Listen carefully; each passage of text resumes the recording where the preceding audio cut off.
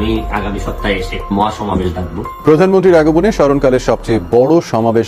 মানুষকে রক্ষা করার চেষ্টা সকলকে মিলে করতে হবে। সমাবেশে কথা বলছেন দলের সাধারণ সম্পাদক ওবায়দুল কাদের।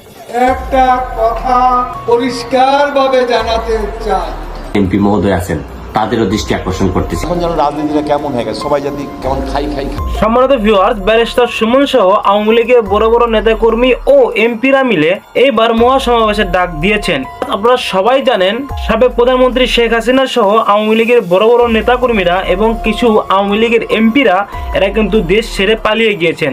জি বন্ধুরা, তারাই এখন প্রধানমন্ত্রীকে আবারও বাংলাদেশে নিয়ে এসে সুষ্ঠুভাবে রাজনীতি করানোর জন্য এবার মহাসমাবেশের ডাক দিচ্ছেন। জি বন্ধুরা, তারা কিন্তু বাহির থেকে এমন কথাই বলেছেন। ব্যারিস্টার সুমন, ওবায়দুল কাদের সহ আরো অনেক এমপিরা এবার কিন্তু তারা কখন, কবে, কোথায় সমাবেশটি ডাকবেন সেটাই কিন্তু লাইভে এসে বলেছেন। জি বন্ধুরা, চলুন দেরি না করে আমরা